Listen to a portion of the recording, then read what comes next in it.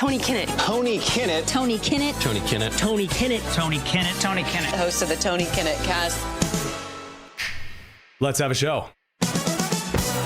You're listening to the Tony Kinnett Cast on 93 WYBC. WCYTV. Here on the Daily Signal. Good evening and welcome to the Tony Kinnett Cast here on the Daily Signal, nationally syndicated, first on 93 WIBC. That's enough of the introductions. Let's get right down to the news because there is quite a lot of it. Pramila Jayapal, representative of Washington's 7th, one of the Progressive Caucus members, met yesterday evening with a little briefing to discuss what she calls the humanitarian crisis in Cuba and what she saw on her recent delegation from Congress to the country. Nothing necessarily crazy about that. There are a lot of progressives who are very interested in the idea of apologizing to every country on the face of the earth because of perceived problems from the United States. Then she said something that was more than a little bit concerning. Check it out. In January, Trump issued an executive order threatening tariffs on any country supplying fuel to Cuba. This was this January, just a few months ago. And oil shipments from Venezuela, that's where Cuba had been getting its oil, were halted after the U.S. operations to kidnap Nicolas Maduro. Since January, only one Russian tanker of oil has made it to Cuba. In fact, it landed just a couple of days before I landed. And one tanker has enough oil basically for 10 to 14 days of Cuba's oil needs. So it's a very limited amount of time. Now, Russia has said they're going to send another tanker. I was in conversations with the ambassadors from Mexico and some other places. And That's the issue. That's the issue right then and there. You, as a United States congressperson, are not allowed to conduct your own foreign policy on behalf of the United States, much less against both the wishes of the United States, the State Department. The president is supposed to be the guy that does these kinds of things. If you were to make a motion calling on the president to do X, Y, or Z, you can absolutely do so. That is very, very much not allowed. I know other countries in Latin America are trying to figure out how to get oil there, but it is a crisis beyond imagination. Just this past Friday, on May 1st, Trump signed a broad executive order that widens sanctions and allows for new penalties, similar to what we have for Iran and Russia, against foreign banks and firms that are dealing with Cuba. And it also reinforces the ban on U.S. tourism. Now, we're going to talk a little bit more in a couple of minutes about why this matters, because what you're seeing is from a lot of the young progressives in the Democrat Party, they have this bizarre idea that the United States needs to be defrauded, needs to be targeted, needs to be moved to the side, and every individual has a collective responsibility, a warmth of collectivist responsibility, you might say, if you're the mayor of New York, to step in front of the United States and do what you believe is best against the laws, the ethics, the codes of this country, because there are collective sins that the Americans have done against the world. Whether it's Cuba, whether it's immigrants here from any number of countries like Somalia, and you can find this baked into a number of places. Specifically, you can hear Pramila talk about this regarding her conversation of who she believes is responsible for the United States itself. And that'll bring us to this conversation regarding the Somalian fraud in Ohio. Here's the last clip for now of Pramila. The majority of Americans across the country, regardless of political party, know that immigrants from all over the world, Somalia, India, wherever they're from, Latin America, Africa, that immigrants have built this country and make this country what it is today. This brings us to, and we'll come back to some of the details of this particular crime, the latest investigation regarding those who come to the United States and believing inherently that Americans have committed some type of deep sin inherently in their existence, that therefore you can defraud the federal government, you can defraud taxpayers, state government, and essentially carry out your own personal funding adventure. And so it's a thrill to have on Luke Rosiak over from the Daily Wire. Excellent stuff over there. Seriously, thrilled to have, again, fine crew, just getting kind of the shot framed up here. Luke, thank you very much for joining us. Thanks for having me. So let's dive right in. To go from what we believed were possible concerns of some fraud going on in the Midwest, not just in Minnesota, but more broadly across several states. Drawing to Columbus, we knew there was a larger Somali migrant community. You've done this huge investigation, both with the Daily Wire as well as the Capital Research Center, into these shell companies operating as a Medicaid, possibly an alleged Medicaid fraud apparatus for this personal Butler style situation. Recap for those who didn't watch our coverage earlier this week, what it is that you guys have uncovered so far. Sure. So HHS recently released, working with DOJ, a huge database showing who's paid by Medicaid in terms of the medical providers, the companies that bill the government and then turn around and provide various services to poor people. And it basically, when you're talking about the fraud in Minnesota, most of that was really because of those 12 Medicaid waivers that Tim Walz had. So a waiver is to modify Medicaid and let some states do things that other states don't get to do, even though Medicaid primarily comes from federal dollars. And I think that's why states sometimes don't care if these waiver programs don't work very well, because it's mostly other people's money. It's coming from Washington. And so not only does Minnesota have a lot of waivers, Ohio does too, even though it's a Republican-led state. And when this data was released, I looked for things that were very vulnerable to fraud and exploitation, specifically care that takes place in private residences. So it's very hard to verify that it actually occurred. Oh, I definitely, took care of my grandmother 27 hours a day, all day, 8 days a week, that kind of a thing. Exactly. I mean, how is your grandma going to testify against you? Are there cameras in your grandma's house? I mean, how would you even prove that? And so that led me to Columbus, and I was just really following the data. I didn't know what I was going to find there. But sure enough, it does come back to Somalis, just as Somalis were at the center of this highly unusual Medicaid activity in Minnesota.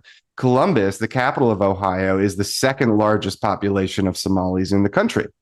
And so the waivers, one of the most common waivers, a lot of states do this, is home health care aids. Sure. And the purpose of that was originally, if you were old and like super sick and you qualified to be in a nursing home, it would be cheaper if we could send somebody to your house to do certain things for you once in a while, instead of actually having to pay like over $100,000 a year for you to be in a nursing home.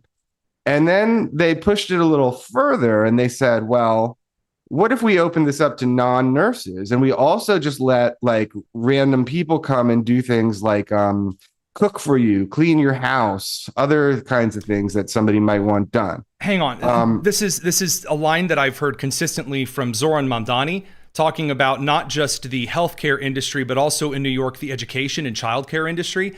Oh, I totally take care of kids all the time, he says. So just even if you're not a citizen of the country, just any individual can simply request state or local, city, or in this case, federal Medicaid funding via a waiver, just kind of off the beaten branch. We see that in New York and we see that in Minnesota. Where did this come from in Ohio? Why a state purplish to red like Ohio was this way? It's not a total 50 state situation here. There are only certain states that get these waivers, right? Yeah. And so the home health care was the first one. I mean, some people probably disagree. Some people think it's a good idea. Taking it a step further to non-medical is called personal services. I think that's certainly should be a controversial program. Ohio had Kasich and now they have Governor DeWine. They're both DeWine. So they're not like, they're kind of moderate. I don't know. I guess maybe they're thinking back to an earlier time when you could trust people to fill out a form and only use it sparingly and only if necessary. Stuff. And I think that no longer works in conjunction with the mass migration that also occurred. That's when you saw people just blatantly exploiting and extracting every penny they could. And so it was never a program that was very robust against fraud, but maybe it was okay for a while just because Americans are inherently generally not bad people. But the theme we do keep seeing again and again is the Somalis overwhelmingly. I mean, we can't beat around that bush because I went to Columbus and literally like 99% of the people were African Muslims. I mean, mostly Somali, some Ghana, some Sierra Leone. But yeah, when you have the ability to have these personal servants, these butlers, I call them, come to your house, clean, cook. The problem is getting back to the logic that it's saving money because it's an alternative to nursing homes. People don't pretend to be so sick that they need to go in a nursing home. If people don't fake their way into a nursing home, nobody wants to go to a nursing home and sit with their head in a bowl of applesauce and but pudding, if I could get a doctor, as you've said, again, I think on Dana Lesh earlier today, if I can go to a doctor and say, oh, hey, I need you to sign off that I need this home health care, you can find doctors galore, unfortunately, that might be willing to entertain some kind of fraud, which appears to be what you guys are finding in Ohio. Radio crew, we have to send you guys to the commercial break. We're going to continue on with Luke Rosiak from the Daily Wire here on the live stream. It's the Tony Kinnett Cast here on the Daily Signal. Sorry, a little FCC regulated kind of a thing. So you get to Ohio, just down the road from me on I-70. Love, by the way, that's when Brent Scher told me that you were around, and all of a sudden I thought, oh no, this is about to go down. What was the arguments that you were told by some of the people in these buildings that you did find, these mostly abandoned buildings where I think we have it ready for the screen here?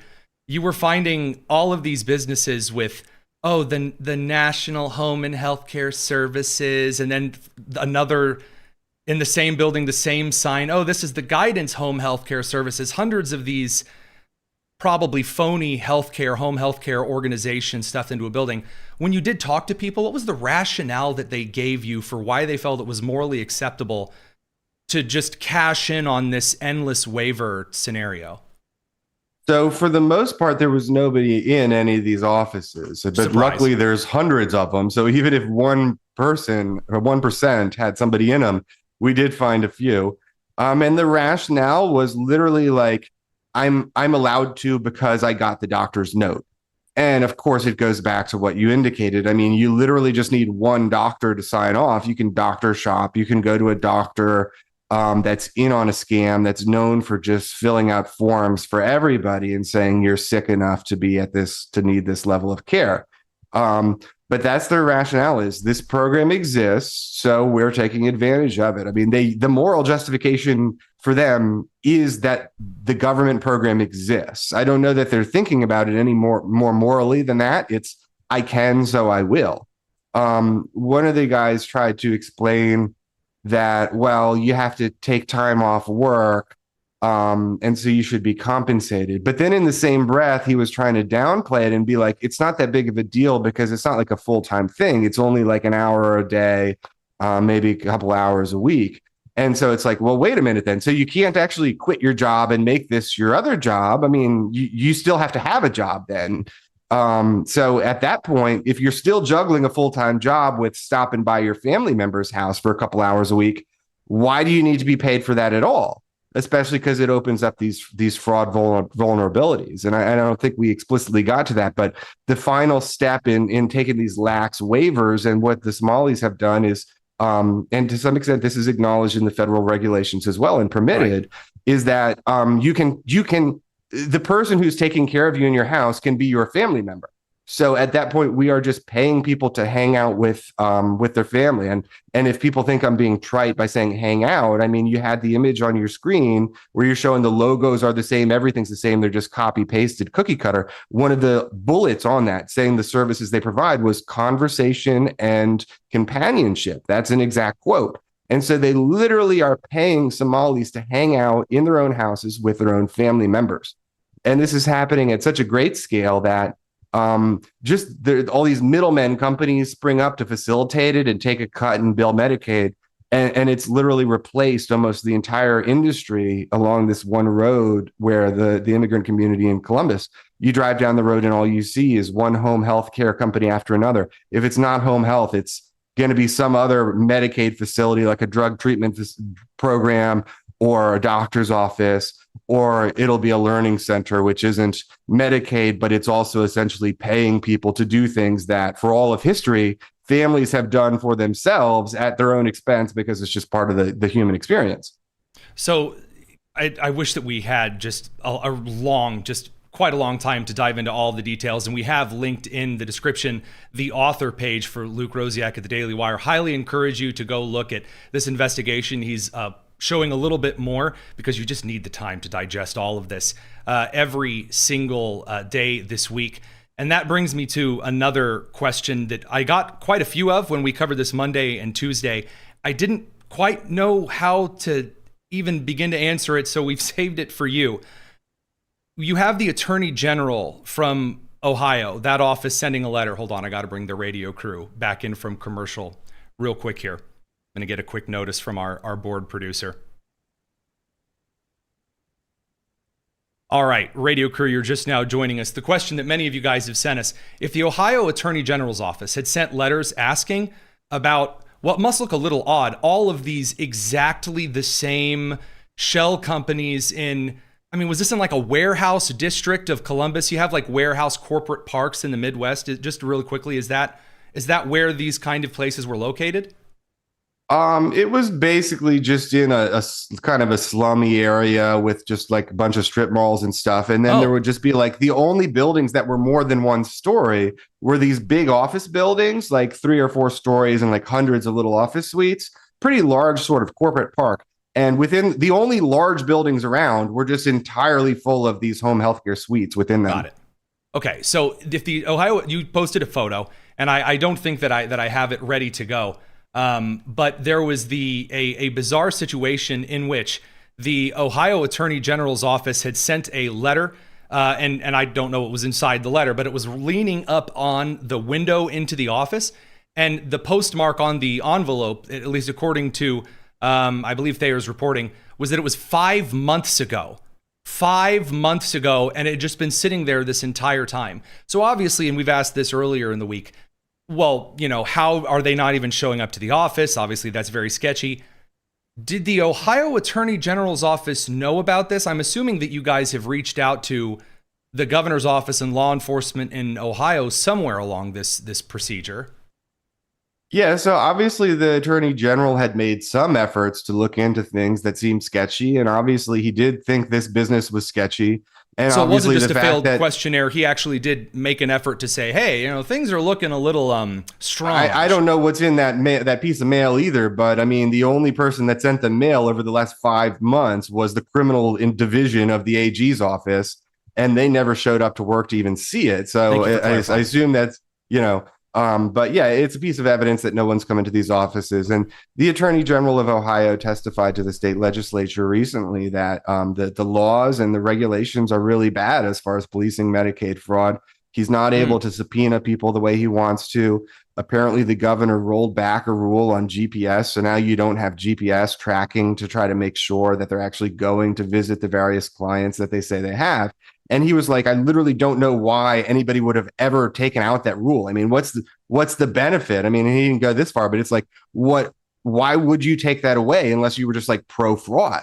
But I'm sorry, Luke, I don't mean to cut you off. But you pointed out in your reporting that several of the buildings had, was it the same landlord, or there were 7 landlords? Which is it, one landlord for 7 buildings, or is that the right figure? Yeah. So as a measure of how common these buildings are, these offices are, you take one landlord in Columbus. He owns 7 buildings, all on this one road. That's within each of those 7 buildings. Immigrant-owned landlord like sprawl is a huge Midwestern trait that no one ever talks about. But again, like foreign ownership or recent immigrant ownership of like a ton of real estate is super common.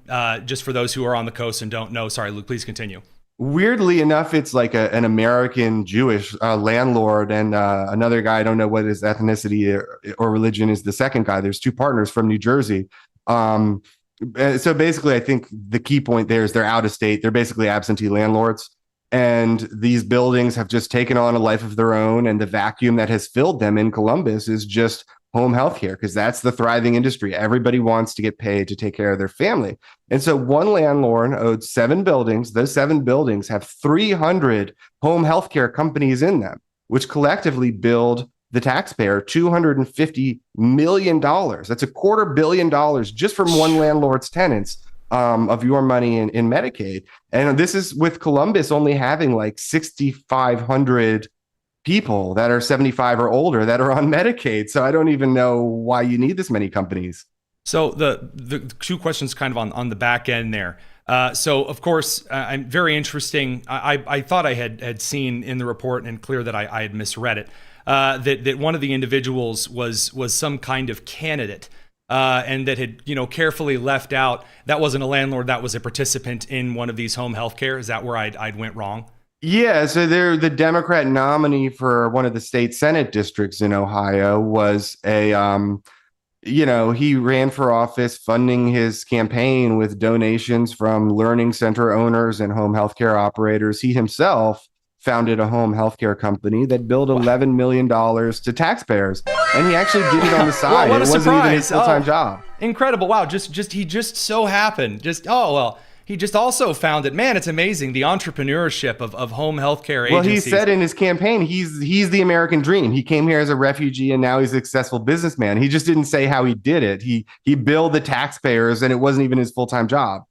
It's bewildering. All right, last question here, because a lot of individuals, including a couple of journalists in my home state of Indiana, we've noticed a couple of areas in which, for example, of the, especially throughout the Midwest, the concern over commercial driver's licenses given to those who can't speak English. There is a concern that there are a couple of neighborhoods in my own home state of Indiana, just again down the way on I-70, that have a lot of shell trucking companies that are crammed into these tiny areas. That's what some might say a pretty clear indication that there might be something wrong. Are there any other things that and I don't mean to ask you, the tools of the trade here, but there are a lot of people concerned about this growing fraud exposure around the country. Are there any other things that through this investigation so far you've picked up that you might say, hey, this was a red flag for me. I noticed it several times. And if you notice these red flags, maybe you should report it. And then if so, to whom should people be reporting these things? It's unclear to me that the prosecutions or oversight is very aggressive. It's funny that you mentioned trucking because that is the most common job that these people who are running home healthcare. One of the most disturbing things is that it does seem to be on the side. And the main job appears to be running trucking companies. And so these buildings have dozens of trucking companies in them as well. Hang on, I want to make that clear. You're saying that in your investigation in Columbus, that sharing in the same buildings where a lot of the Somali or other localized African or Middle Eastern immigrant-run home healthcare organizations are also a lot of trucking companies as well? And it's the same people. They'll have people. Two LLCs, one for home healthcare, one for trucking. That's incredible. And then you say that prosecution on this is lax. Sorry, last question. I don't mean to keep you on so long. It's just. Well, do you know, if I might interject? I mean, please. What can you describe, if you understand it, what the scheme is with all the trucking? What's the benefit of having a trucking company? So the benefit of having a trucking company as a shell company is that you can allow yourself, if you're situated, if you're certified in the state of Indiana, we have a lower corporate tax rate than, for example, California does. But what California does in order to give individuals commercial driver's licenses is that if you are a member of a trucking company in another state, and you can go to California and pass the test, then California will provide the commercial driver's license to you, even if the state of Indiana or Ohio or Kentucky won't do so. So if you can establish your trucking LLC in an area where you have a local community, there's a lot of corporate real estate that's incredibly cheap, it's kind of easy to hide under the rug. You don't see a lot of the Indiana Department of Transportation as well that is investigating fraudulent reporting of hours, of training. There's questions as to whether or not individuals in these particular shell companies are evading safety measures like weigh stations. But California, they just see, oh, you're a member of this trucking company. Even if you have several safety flaws in another state, you just rebrand because state state departments and treasury departments in various states don't talk to each other. Well, then pesto presto, there's enough of the telephone game to get your CDL stamped. And then because of interstate commerce laws in the country, no one's any of the wiser. Your driver's license from Cali is just as good as your one from the Hoosier State. That's fascinating. Isn't it though? I told Brent this was going to happen. It's very, somebody figures out these schemes and then just like an infinite number of people just do the same thing over and over again. I mean, that's kind of what I noticed. I mean, we saw it with the pictures you put up of the home healthcare signs, and it's the same thing with trucking, and it's actually the same people just doing both. I mean, but it's just, it's endless. And that's why I have concerns about the investigative route, the fraud enforcement route. It just seems like an endless, and it's what you just kind of indicated. I mean, one LLC gets in trouble, you just start a new one.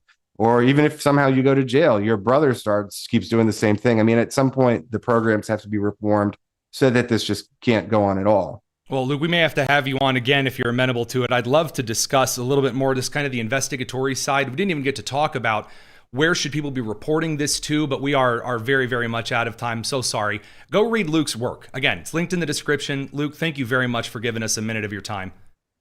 Thanks for having me, Tony. All right, radio crew, we're going to send you guys over to the commercial side of things. And in the meantime, we're going to talk more about what all of this has to do, this kind of sort of soft law violation, because there's some kind of a moral ethic believed that, well, America has all of these collective sins, it has all of these collective issues, and so on and so forth. Well, then if it's a really low likelihood that you're going to get prosecuted, especially if no one's ever prosecuted you under these laws, then what are we going to see? Well, you're going to see more individuals commit crimes more flagrantly and be proud of doing so.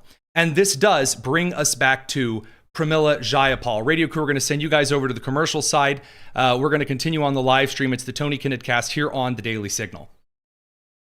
Now, this does bring us back to Pramila because in her statement, when she talks about trying to bring oil to Cuba, she talks about these conversations that she's having with the Russian delegation and the Chinese delegation and all other kinds of delegations to attempt to smuggle oil through the U.S. trade embargo to Cuba.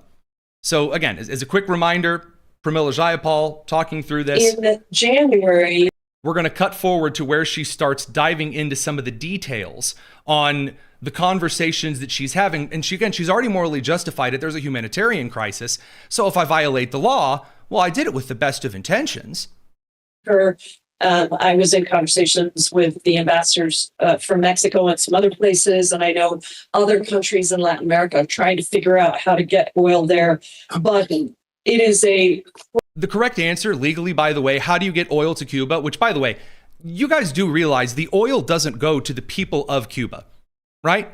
It's not as though the ship pulls up and then the Cuban regime is just out there handing out jerry cans to everybody that they see. No, the oil is going to the regime. Just like the solar panels that were dropped off along with other humanitarian aid, the regime takes it because that is what communist regimes, and they will tell you this, the regime will take it because they need to inspect it for foreign influence and spies and the boogity, whatever. So Jayapal here is coordinating with foreign governments to move through the constitutionally levied authority by the duly elected president of the United States, which has been recently clarified and upheld by the Supreme Court's majority decisions. Crisis beyond imagination. Just this past Friday on May 1st, Trump signed a broad executive order that widens sanctions and allows for new penalties similar to what we have for Iran and Russia against foreign banks and firms that are dealing with Cuba. And it also reinforces the ban on U.S. tourism. I have called these sanctions an economic bombing of the infrastructure of Cuba. Okay, no matter what little analogies and little logistical whatevers that you come up with, that does not change that you have violated the law. When you are admitting to speaking with foreign ambassadors to strategize how the United States embargo on trade to the communist regime of Cuba can be undermined and bypassed, you are violating not just one law, but several. It is illegal. It is against the war. We've been talking about this in Iran, obviously, to bomb the infrastructure of any country. That is against international law. This is The United States and the United States Congress is not subject to international law. Under international law, what do you mean here? Do you mean Interpol? Those are different statutes than the statutes that are upheld in Geneva, which are different than the statutes that are upheld by the United Nations. And there are different sets of law statutes for the United Nations Security Council from just the standard members. Whom are you citing here? essentially doing the same thing. It is bombing the infrastructure of Cuba with economic sanctions that essentially ensure that the infrastructure collapses. Now, she sounds like she at least has a little bit of an idea about what's going on in Cuba here. Why is this a big deal? She is a member of the following committee. She's a member of the House Judiciary. She is a member of the Immigration Subcommittee, the House Foreign Affairs Committee, the Budget Committee, the House Steering and Policy Committee. She has access to sensitive and classified materials regarding the State Department and foreign countries, including enemies of the United States openly declared by Congress, including the Cuban communist regime. We're going to bring the radio crew back from commercial, and then we're going to dive into what we're going to see coming out of this, because Blanche is already rubbing his hands together. It's the Tony Kinnett Cast here on the Daily Signal.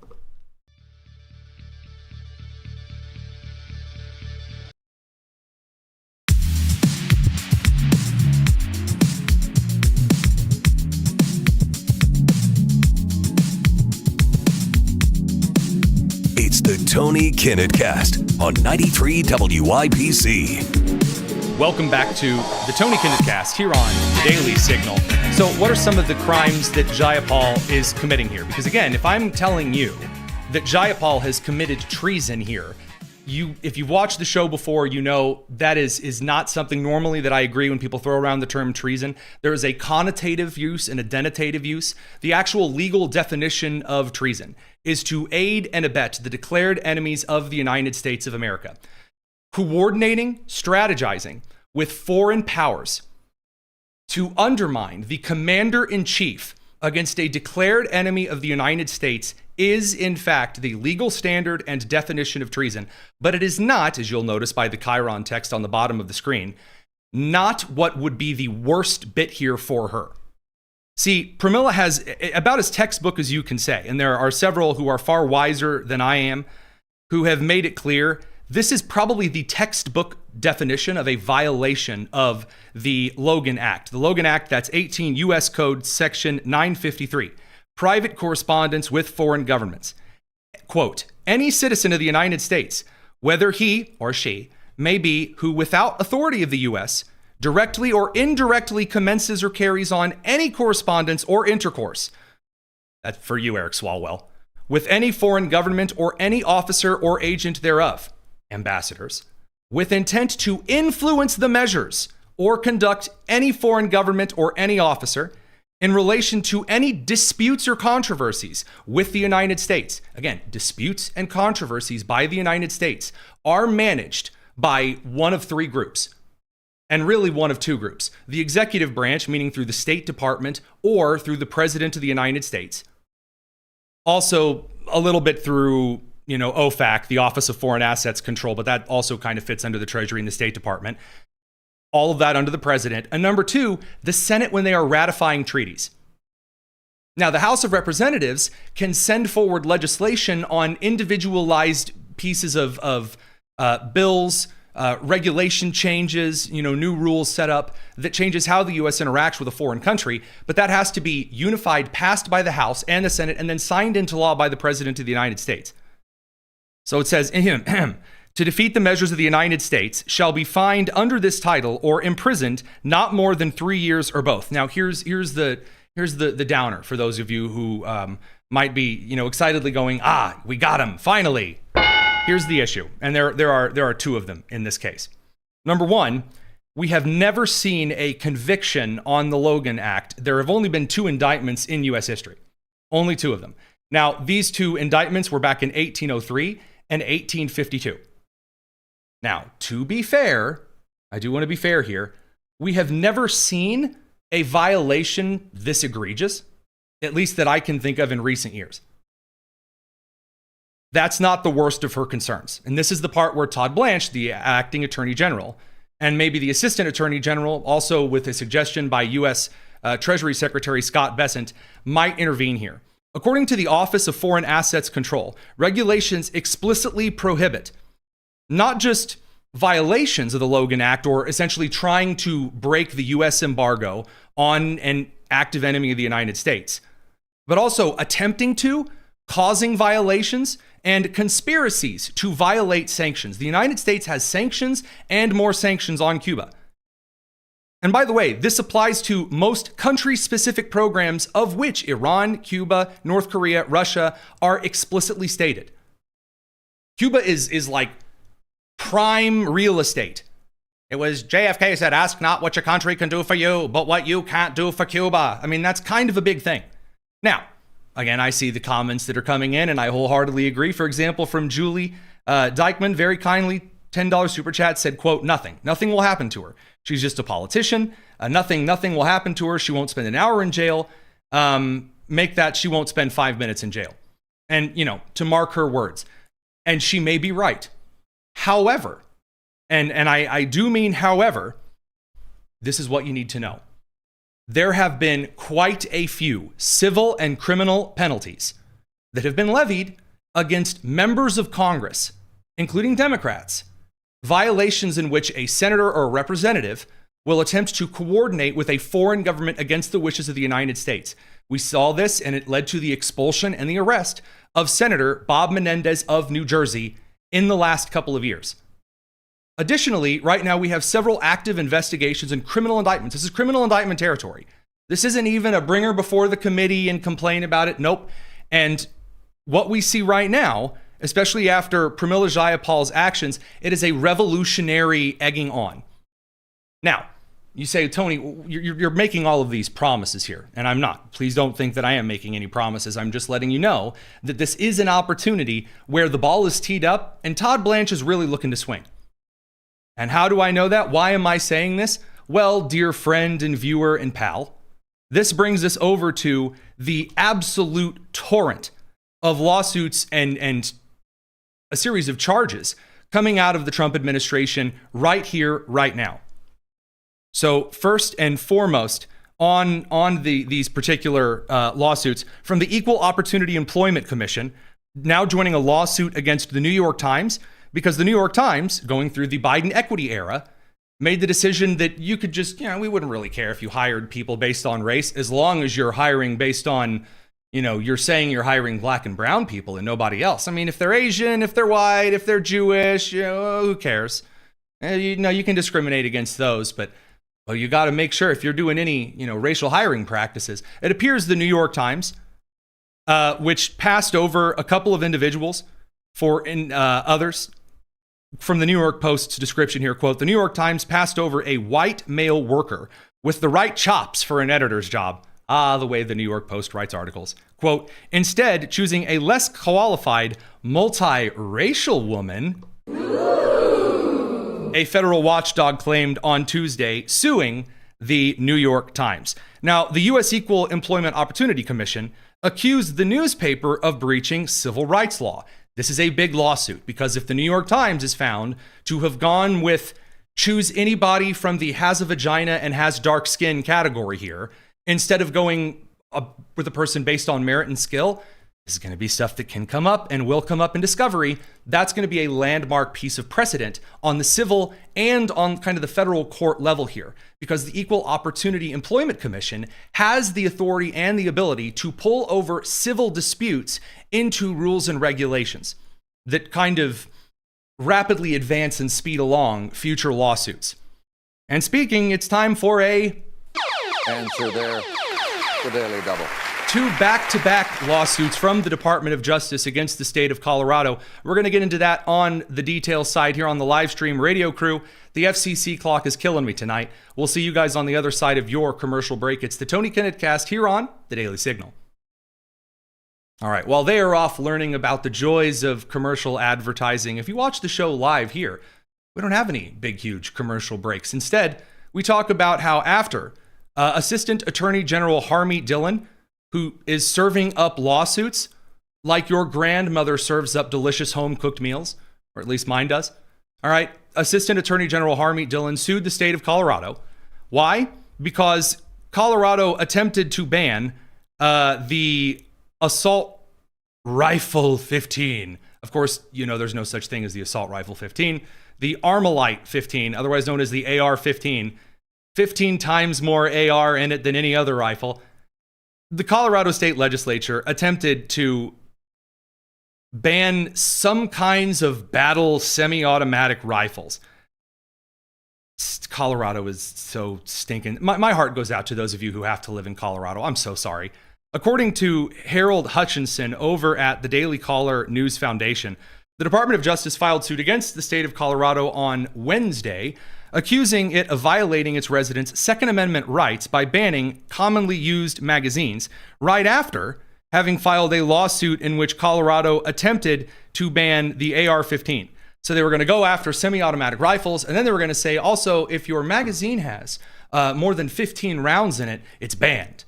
Because the more rounds in a magazine you have, the more evil you are. So the Department of Justice is following that lawsuit up. I will point out it is remarkable. How did the New York Times report on this? Quote, breaking news. The Justice Department sued Colorado over a ban on high-capacity ammunition magazines. High capacity, okay. That was adopted after a 2012 mass shooting at a movie theater in Aurora. Okay. Boys, girls, and squirrels. Tough talk. Good moment here. The shooter still would have been able to carry out the crime no matter how many rounds his magazine had. And also at a state level ban, you guys do realize that shipping is kind of a national thing, like the interstate commerce stuff regarding driver's licenses. It's a national game at this point. And so what states do at the state level regarding a lot of legal procedures on what you can and can't buy and who does and doesn't get certain commercial driver's licenses, for instance, that's become a national game. And the Department of Justice understands this. Now, don't just think that it's Todd Blanche just coming out and, throwing out lawsuits left, right, and center here. There are still a number of Biden-era investigations that are coming to fruition. The Department of Justice and the Federal Bureau of Investigation are now just expediting these and moving them through as quickly as possible. The age of the Attorney General Barr sitting on lawsuits like he's waiting on them to hatch seems to be ending.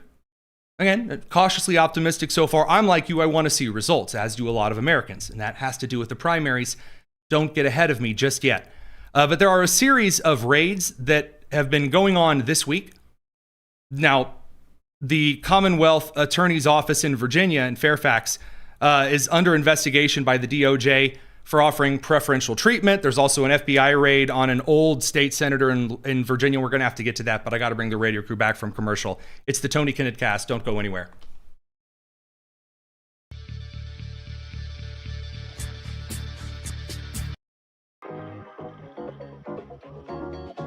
It's the Tony Kinnett Cast on 93 WIPC. All right, we're going to be pivoting over to my dear friend and our Ohio correspondent, Rebecca Downs, here in a couple of minutes, because if it's a national game at the Department of Justice level, then that means that all of the primaries are now part of a big national game. Yes, absolutely. That is exactly where I am going with it. But there's a couple more on the lawsuit and investigation and arrest and raid side that you need to know, because the other side of the aisle, the left side of the aisle, is making a series of pearl-clutching statements over one particular FBI raid today. So Bill Malugin over at Fox News reported today in Portsmouth, Virginia, that FBI agents were raiding the office, quote, of Virginia Senate President pro tempore L. Louise Lucas, a Democrat and close ally of Virginia Governor Abigail Spanberger. Federal law enforcement sources told Fox this is in connection to a major corruption probe, and the FBI is serving multiple search warrants approved by a federal judge at her office and at a next-door cannabis dispensary. Incredible. So he says more to come with correspondent Alex Hogan. And so instead of me giving you kind of a summary here. I really like to be fair. If we are going to cite the stuff, we might as well just use it up front in person. Here is from Alex Hogan over on Fox. Federal agents are arresting people in that string of FBI raids across Virginia. This is all connected to an influential Democrat in the Commonwealth of Virginia, State Senator Louise Lucas. They are at her office executing warrants as a part of a major corruption probe. So I want to go back now to Alex Hogan, who's there. Alex. Hi, Harris. So you can still see that the FBI are behind me. We've been seeing them throughout the morning, bringing boxes in and out. They also told staff members they needed to leave the building. We heard some of those employees coming out saying that they were told they had to leave and they were not allowed back inside. I do want to give you some context of where we are. The FBI not only arriving here at this location, but also at the dispensary, the cannabis dispensary just across the parking lot. And this is a look at what it looked like earlier today with the FBI agents arriving, SWAT teams getting out of their vehicles. So, I mean, and just like that, the gong sounded, and Democrats rushed to social media all over to cry their precious eyes out. So, for example, Congressman Sri Danadar of Michigan, whose eyebrows are drawn on, but the wig is not. He said, quote, "The Trump administration has bent over backwards to protect pedophiles in the Epstein files by refusing to prosecute them. Sources do trust me. Instead, they raid an 82-year-old great-grandmother for daring to stand up to Trump." So why is he saying that she dared to stand up to Trump? Because all the way over from Representative Bobby Scott, all the way over to the Midas Touch, kind of the left-wing, I guess the left-wing version of Breitbart, says, quote, "The FBI is raiding the office of Virginia Senate President pro tempore L. Louise Lucas in Portsmouth, Virginia. Fox was conveniently on the scene." That sounds like jealousy to me. "Lucas, age 82, was widely seen as the mastermind behind Democrats' redistricting push in Virginia and has long been one of the most powerful figures in Virginia politics and a close ally of Governor Abigail Spanberger. That's why they're doing it. They just want to beat up an old, poor black lady who's strong and amazing. I mean, she was just asking questions. It's terrible."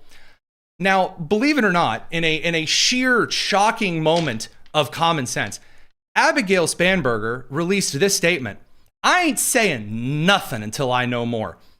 Survey says that's a good way to respond. If you're watching somebody that you know get hit by an FBI raid, shut your mouth until you know details. That's just good advice for life to all of you young kids out there who might be racing to comment on FBI raids. I don't know. So what do we see? According to a separate article here, this is posted and sent over to me by Steve Guest, formerly doing some official Republican work over on social media. Quote, "Virginia senator allegedly sold illicit untested weed, in the middle of a big fentanyl lacing crisis, products at her own hemp store. A Virginia state senator has reportedly been selling fake unregulated THC products at her hemp store 2 whole years before adult use sales are slated to begin." So she also violated Commonwealth law regarding the sale of stuff. She couldn't even wait a little bit. Well, at her age, maybe that's fair. So what you're seeing right now, and again, people are also making the case this is political prosecution. Guys, this investigation began under the Biden administration. But moving the process forward to go ahead and get the warrant for the arrest from the judge, moving in, sending in the FBI, getting this stuff met, because there are also corruption scandal charges at play here. That's a very big deal. And again, this all ties into a national game. What party is bringing results? Because the executive branch right now is trying to produce results. Congress is kind of not. And Americans are paying attention. Now, on the left side of the aisle, Americans see 2 things. Number 1, they see a series of crimes like this that are being committed. It is not something that they are ignoring based on the polling data. And number 2, they are paying attention to the anti-Americanism that is coming out of every single goal of every single campaign. From Michigan Democrat candidates for the U.S. Senate, all the way over to the mayor of New York, all the way over to congresswomen from Washington to New York City, it is very evident. that when James Tallarico gets up in front of the country down in Texas and says, hey, here's what I've got for you, or as we're going to talk about with Rebecca here in a minute, when you have Democrat candidates in Ohio, they're not actually pitching things that are going to produce results for Americans. They're not saying, here's what we're going to do about the economy. Here's what we're going to do about manufacturing. Here's what we're going to do about infrastructure. Here's what we're going to do about foreign policy. The only foreign policy proposals they have is, we need to get oil to Cuba right now. Not, we need to get oil to Americans. You never notice anything. You ever hear Chuck Schumer talk about actually lowering gas prices for Americans, regardless of what you think about the Trump administration and gas prices right now? No. They want to get rid of the oil industry entirely, despite the fact that it's in a whole lot more than just your car's gas tank. And just, solar panels and wind and friendship and hugs. Unless that's burning things down based on perceived racial crime. And that is what's being provided. Now that brings us over to the primaries and the special election in Michigan, because you have kind of a bellwether in the country. Michigan is a bellwether for the Democrat Party. Ohio is a bellwether for the kind of purplish state elections. And then Indiana is a bellwether for how supermajority Republican states are going to drive things. So we're going to talk about that here in a second. Radio crew, we are going to send you guys off to that far beyond before we bring on Rebecca Downs, our Ohio correspondent, on the live stream. You're listening to this, you're finishing on TV or radio, youtube.com/Daily Signal. Join us right now. We've got a lot more news to cover, and it's only going to get better. It's the Tony Kinnett Cast here on the Daily Signal, nationally syndicated and first on 93 WIBC. Y'all, take care. All right. I have now sent off my dear friends and pals on the broadcast side over to that great beyond. So now I want to pivot over to our very own Rebecca Downs. She is our Ohio correspondent at the Daily Signal. Rebecca, thanks for joining us. Glad you're here. Thanks so much for having me on, Tony. I'm glad we're doing this way, chatting live. It's fun. Well, let's dive right in. It's 7:57, 45 seconds Eastern time. We've got a lot to discuss. Give me the overview of the Ohio primary. I know that Vivek ran, and that's really all I'm hearing, really abroad at the rest of the country. Give me some of the on-the-ground takes. Who did well, who didn't do well in this primary? Sure. So Vivek Ramaswamy, he did run away with the nomination, as was expected. There was something of a fringe primary opponent, Casey Putsch, who ran. If you look at his supporters online, they have said some unkind things about Vivek Ramaswamy based on his race. So I'll put it that way. Sure, but the Groyper candidate kind of a guy. Exactly. There are also three key House races, Tony. We've talked before about how I'm really watching out for Ohio 9.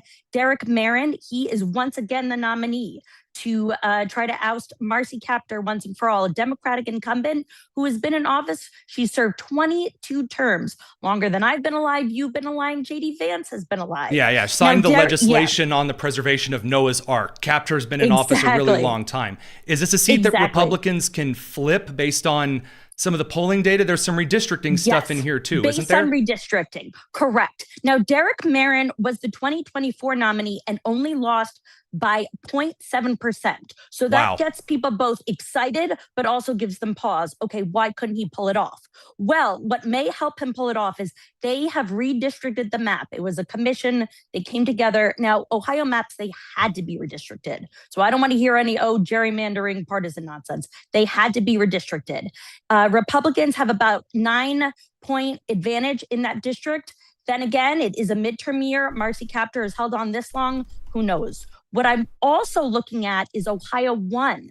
Greg Landsman, he had a primary challenger. He got 68% of the vote. But Eric Conroy, the Republican nominee, he got 72% of the vote. So he performed even better in his primary, in a contested primary, than the Democratic incumbent did. Okay, let's step away from the House races for a second. Sure. I know that former Senator Sherrod Brown, that'd be the Democrat, he ended up winning. Brown ended up winning the nomination, like 92% over Ron Kincaid, and John Husted on the Republican side was running unopposed. What can you tell us there? So this is a race to watch as well. It is a toss-up from Cook Political Report. I think that might be a bit too harsh on Republicans, but again, it is a midterm year. Democrats, Sherrod Brown, he has been ousted before. Republicans are confident that they can keep him retired, keep him out of office. But he does have his work cut out for him. He cannot take anything for granted, Tony. Anything for granted. I'm really thankful for some of this reporting. I want to bring in some of the other details and kind of things that you've noticed. Are Republicans moving in for Ohio here to the midterms? Are they looking pretty? Are they really nervous? Is manufacturing the key concern? What is it that people need to be on the lookout for? Because Ohio is like a so goes Ohio, so goes the country. Exactly. As a Hoosier, I roll my eyes at that crap. But go ahead, help me out here. So, of course, the narrative is going to be on the cost of living and affordability. I definitely think they should still focus on the Save America Act, especially because John Huston has done so much work on that, right? He's definitely tried. But manufacturing as well, especially this is Ohio we're talking about here, I definitely think affordability and cost of living is going to be the narrative. And I think we could see, this is speculation on my part, I think we could see Trump himself and J.D. Vance, especially, of course, Ohio's own, he votes in Ohio's 1st district, could be doing some rallies there, some appearances maybe. Excellent. Thank you very much. Rebecca Downs, our Ohio correspondent for the Daily Signal. We're going to pivot away and cover a little bit more on some of just a very bizarre series of primary and special elections. You take care. Thank you, Tony. Glad to talk to you. All right, let's get over to some of the other primary news here. So I've got some good news and I've got some bad news for you. So first of all, on the Indiana side, and I try to be as clear, as clean, and as honest with you as possible when I'm going through these things. I have seen a lot of Republican accounts, kind of the right wing in general, just exuberant and joyful over the election results in Indiana. And there is a lot to be impressed with, specifically because the Trump-endorsed candidates against state senators who were very openly against redistricting in the state and said for a number of really weird and condescending reasons that they weren't going to do redistricting. And, we're all about, they couldn't actually argue why the district map in place was appropriate. Again, because Representative Andre Carson, one of the members of the squad, an abhorrent human being, he has a slightly racially gerrymandered district in Marion County in the center of Indiana. And by the way, the reason I bring that up is I say partially, 2 of the borders along that map are set up based on previous, what are considered redlining zones in the city. There are very few of those in Indianapolis, and that's a Thomas Sowell, Black Rednecks and White Liberals, the very first part of that book. He talks about the civil rights movement in Indianapolis. That's another tale for another time. But the state senators, including one that I paged for, State Senator Jean Lysing, they came up with bizarre reasons for not wanting to redistrict. Again, the census was falsified in this country. I will repeat, independent and left-wing publications have confirmed the last time that the census was done, it was done fraudulently, as in there were individuals counted, overcounted in blue states and undercounted in red states. And the reason this matters is because shifts in population, migration from state to state, cultural, industrial, economic centers, for example, the migration from the former manufacturing belt, the Rust Belt now to the Sun Belt. We talked about that during election season, as if I expect you to remember us talking about that during the 2024 election season. That's categorized in various ways in the US Census. So now the 2030 census, because it was done so fraudulently the last time, you are expected to see a huge number of changes in the number of congressional seats and therefore electoral college seats for red states and blue states. Texas and Florida are expected to pick up quite a few congressional seats. California, New York, Illinois are expected to hemorrhage electoral college votes and therefore congressional seats. And that's a big deal for a couple of reasons.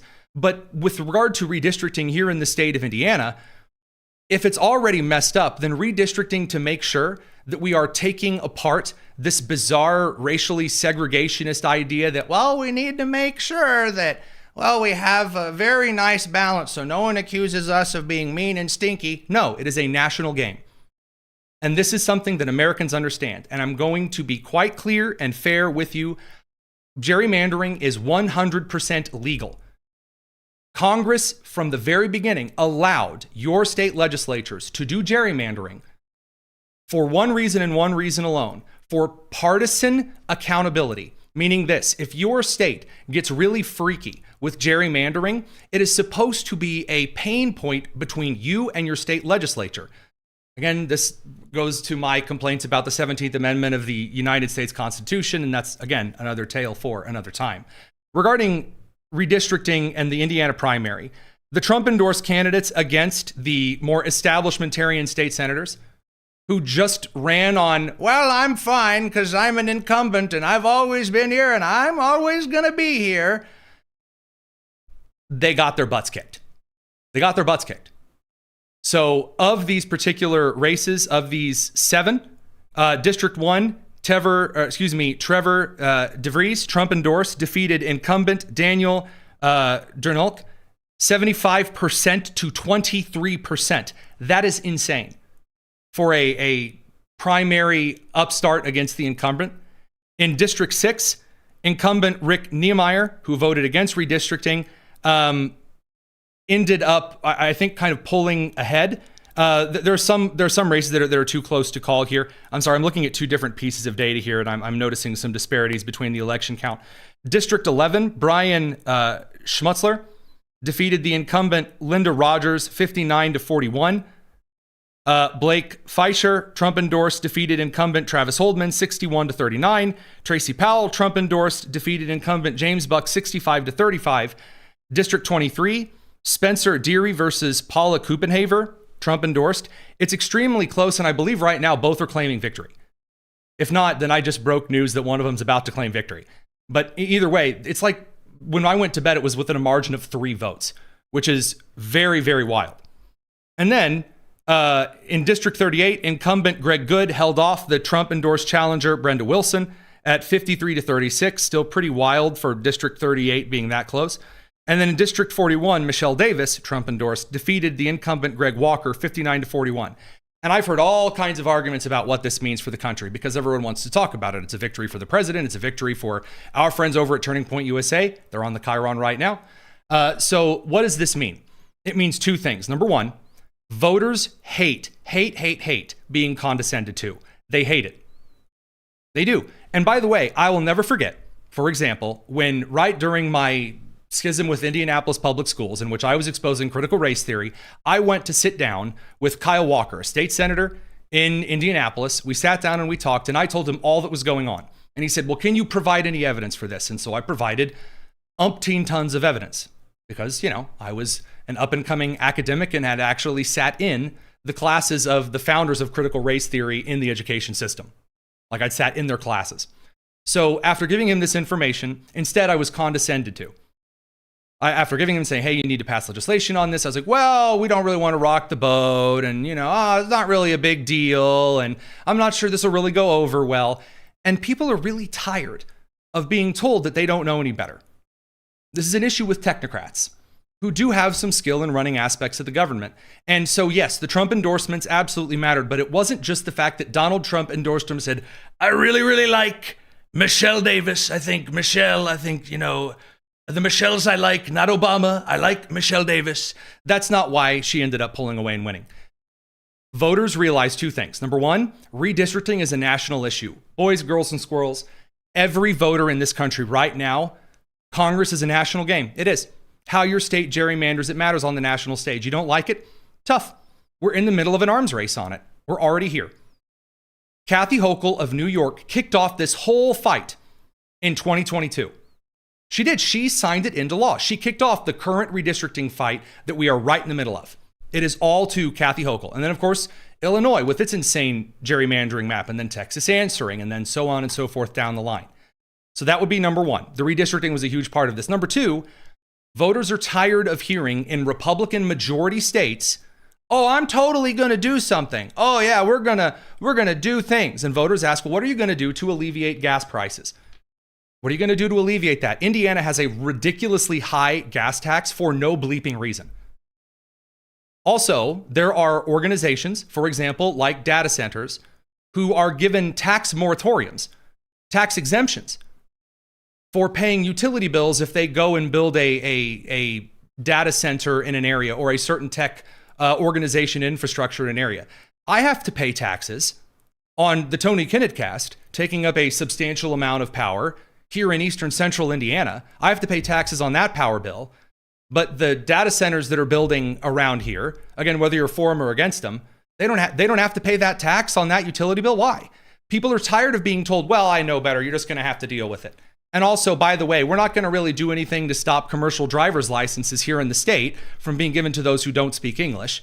Instead, all we're going to do is maybe consider constructing a toll road on the most traveled interstate in the state. People are tired of that. They are. That's what the election was about. That is. And also the other side here, I shouldn't diminish this at all. A lot of it also had to do with a ton of money being spent on these elections. So what you saw were a lot of incumbent campaigns, which had more money to spend against any challengers, taking a bunch of money from national interest on these races. And you had name recognition on par with the incumbent, which never happens, which is why when you see this a 6-2, maybe 7-1 sweep in favor of the Trump-backed candidates. I believe this is, as far as a state Senate series of in a primary election, this is the most, by percentage, the most incumbents that have been unseated in a primary in like 50 years. In 50 years. That truly is insane. Now, here's the other side of things. That brings us over to Michigan.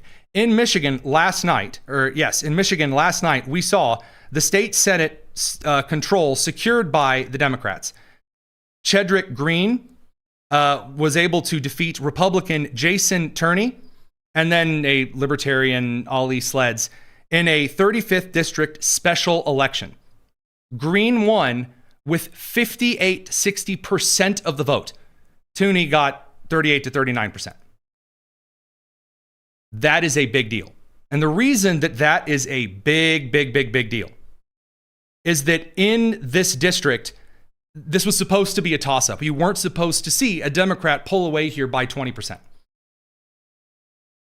Is that a good sign for the midterms? Nope. Not a good sign for the midterms. And I have just as much of a responsibility to let you know that in Michigan, things were not so grand. The margins of victory that Republicans did pull in several elections in Michigan were smaller and smaller and smaller over the last year. You know, in the Midland, Ingersoll, R plus 38 down to R plus 14.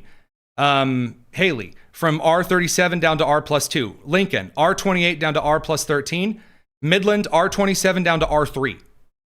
It's not good.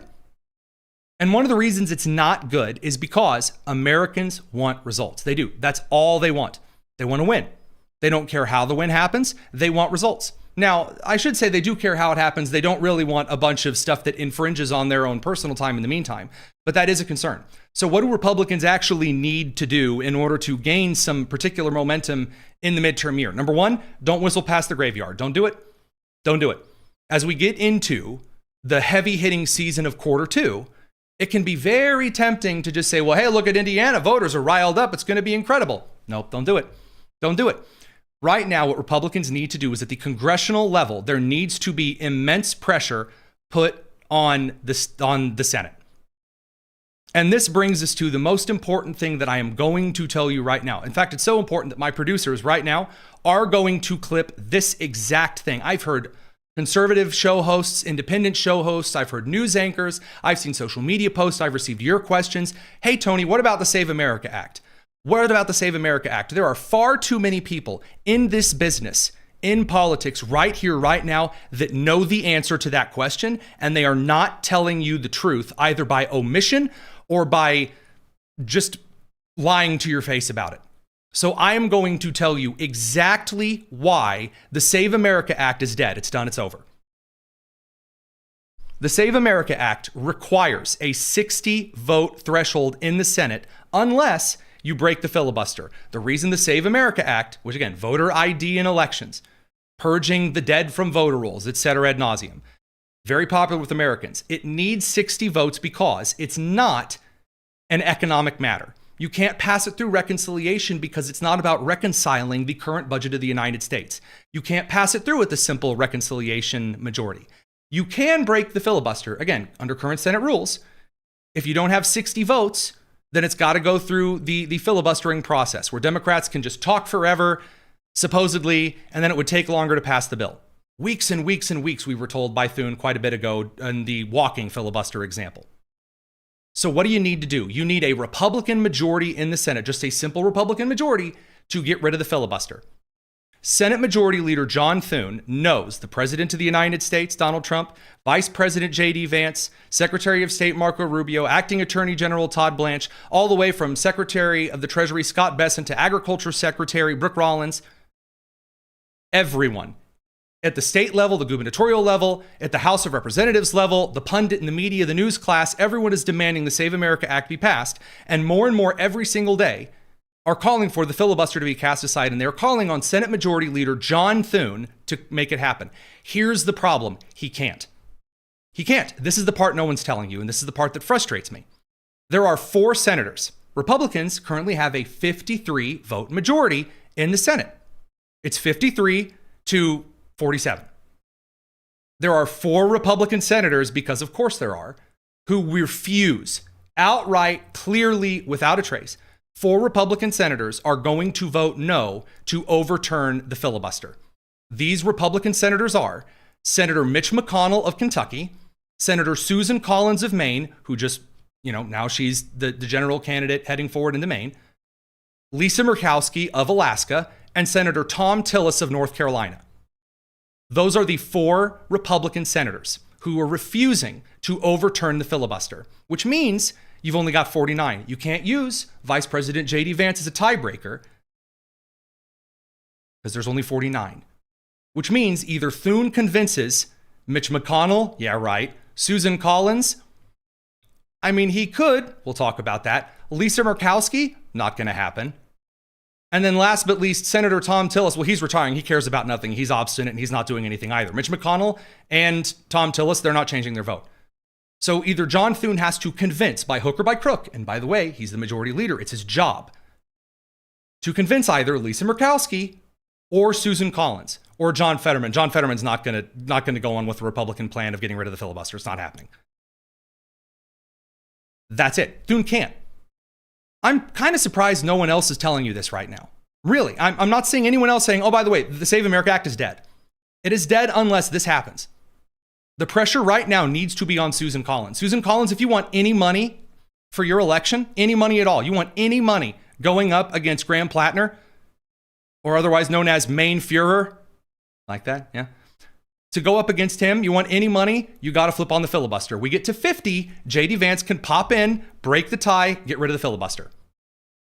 And by the way, people are saying, well, it only takes 25 votes to get rid of Thune.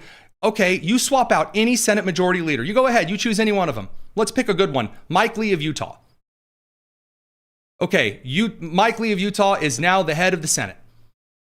Again, the most he can do is tell Susan Collins, you get no money until you are willing to overturn the filibuster. Guys, that's it. That really is the whole thing. Cut it, ship it, paste it. That's it. Anyone who tells you anything different is lying to you. They are lying to you. It's dead in the water. Do I think that Thune is going to be ousted as Senate Majority Leader? No. Do I think that Susan Collins is going to be told by John Thune, no sleep till Brooklyn, no money until you flip on the filibuster? No. It's not going to happen, so it's dead in the water. And I'm answering at this, you can hear obviously that I'm perturbed. The reason I am pointing this out to you is that I have received so many emails from you, so many mail time questions from you who've said, Tony, in the comments section, why aren't we passing the Save America Act? Why it's so popular? Aren't we doing it? Because they can't. And they can't because the right Republican senators who need pressure right now are not getting pressured. President Donald John Trump, to effectuate change, has to encourage it because unless Trump calls for it, Thune's never going to do it. Not a dollar for Collins. Because I'm going to be honest with you. If the Save America Act isn't passed and the filibuster isn't broken and the Senate can't actually start passing some things through, midterms are over, gang. They are. The executive branch cannot by itself run the entire government. Obama couldn't do it. Trump can't do it. You can't. It's not set up that way. You need Congress to actually pass some things and codify some things into law. That's the only way forward. And by the way, I'm someone who used to say I'm not for getting rid of the filibuster. It is the only way forward. We are in a nuclear arms race, absolutely. On redistricting, wholeheartedly, and also in the United States Congress regarding bills that are passed.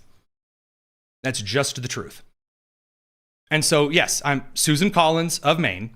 That should be the cut and dried example there. Those are the senators. And by the way, don't get me wrong. Of the two, so there are a couple of other senators who might be kind of soft on this.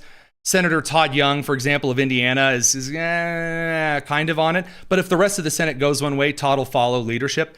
The only other issue might be John Curtis of Utah. You say, who's John Curtis? Yeah, he's the senator everyone doesn't know and doesn't like from Utah.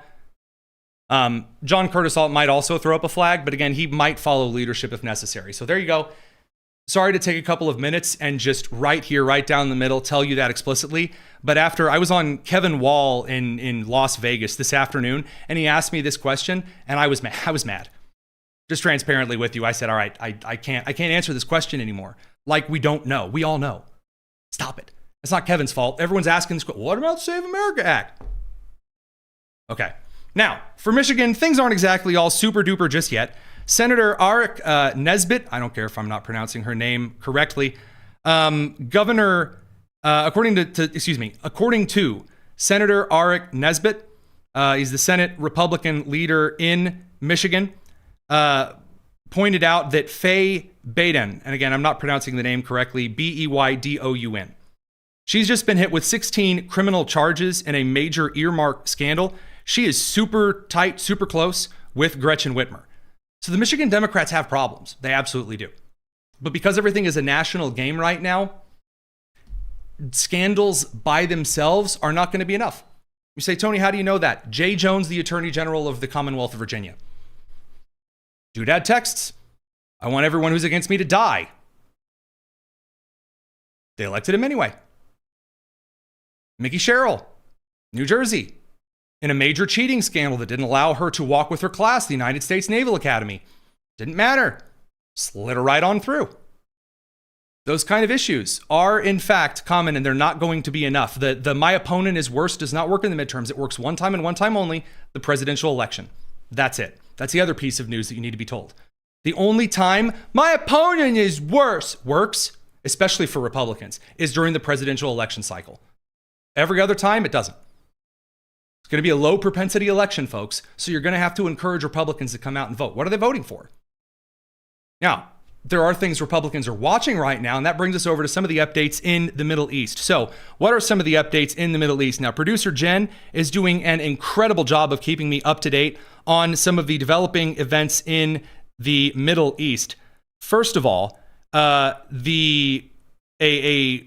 report from the United Arab Emirates issuing some condemnations while on the inside, possibly still preparing a couple of strikes against Iran.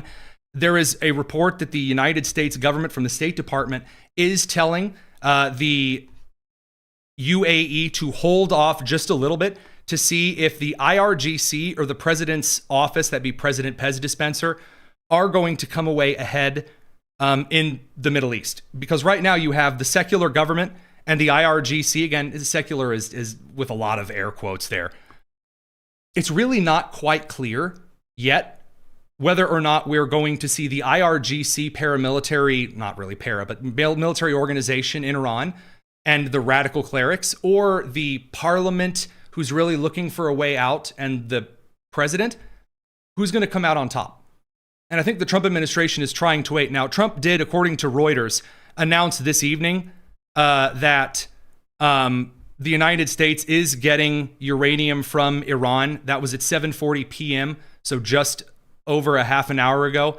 I don't have any additional information for you on that. Trump says a lot of things. The Iranians then turn a 14-point offer into a 10-point offer and then a 7-point offer.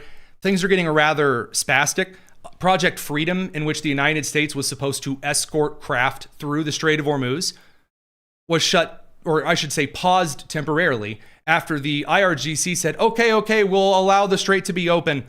And I think one of the reasons that you're seeing this is if the United States Navy actually goes through and minesweeps, what you're seeing right now is kind of a last-ditch paper tiger, because the IRGC can fire a couple of rockets and maybe a couple of the Shahed drones. and possibly hit the broadside of a ship, maybe.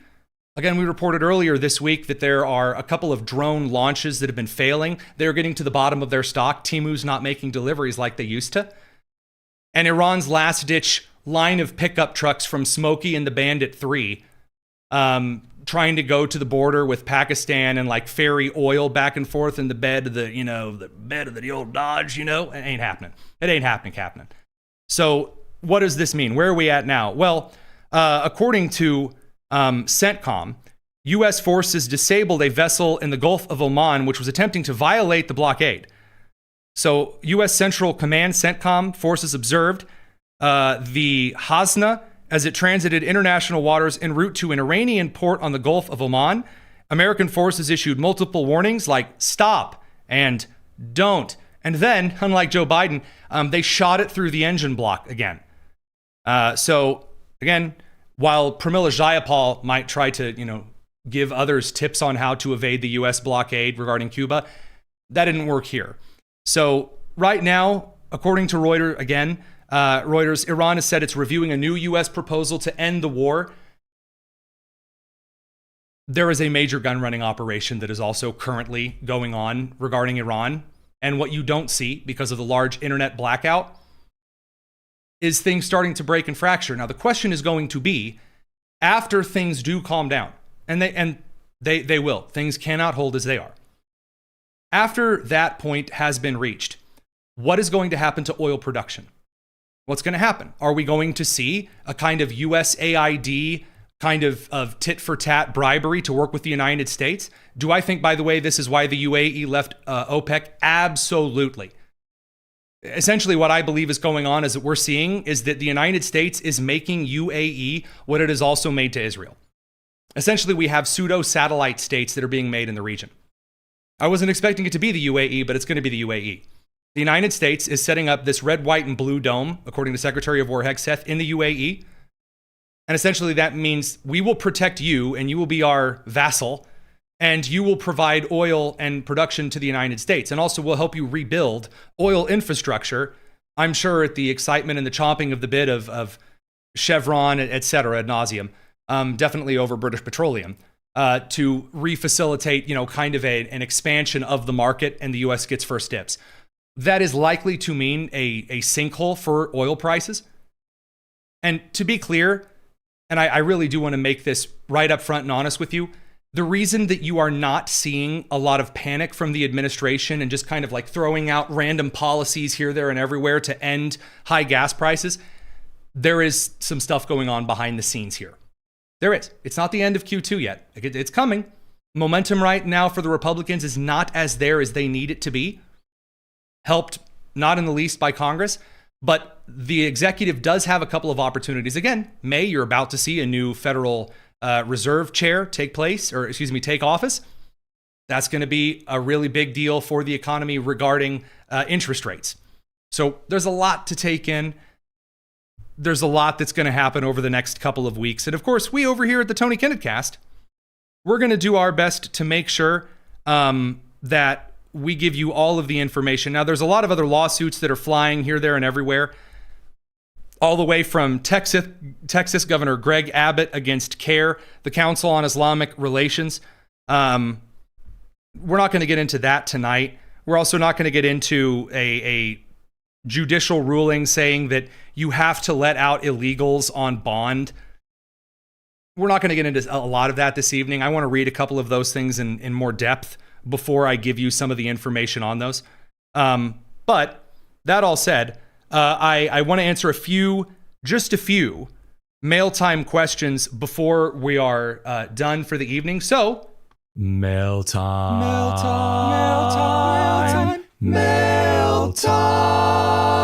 the Tony Kinnett Cast. Let's do just a little smidgen of mail time here. So, the way to best get a couple of questions to us over here at the Tony Kinnett Cast, on our description, you'll find a link to our Discord. That's where there's a little mail time channel just so that you can have that right in front of my face. And we've switched to that because, and we're very grateful, it's a great problem to have, so many comments are flying through the chat area in YouTube. It's hard for our producers to keep up with them. So that said, let's dive into a little bit of the mail time. And as I expected, yes, a lot of questions about John Thune and the filibuster, some redistricting questions, that kind of stuff. Could the other Supreme Court justices remove Ketanji Brown Jackson if they wanted to? No. Nope, not in their power. The Congress of the United States could impeach Ketanji Brown Jackson. They could. Do they need a reason to? No. Congress can simply find her incompetent at the House level, send her over to the Senate for removal. She's removed from the Supreme Court of the United States. They could do it, but that's not going to happen because the House is not just going to remove Ketanji. That would create a major, again, a mess of kind of like procedure and rules. Should they do so? Again, I kind of enjoy watching their big, huge billboard advertisement for why the Democrats should pick Supreme Court justices as an illiterate elbow chewer whose greatest accomplishment is almost getting an award from like either the Grammy or an Academy Award, something like that. So again, excitement for Ketanji Brown Jackson. I don't think that there's any constitutional argument that they can remove her. From Tylenol American, that also known as 15% off Applebee's gift cards over in the Discord, said, very important mail time question. Definitely moving into the levity side of things here. Are you team thin crust pizza or team deep dish pizza? A little bit of levity. Here's my answer that's way too overthought, and you're not going to like it. Neither. I don't necessarily care for New York City thin crust pizza as enough to be religiously adherent to it.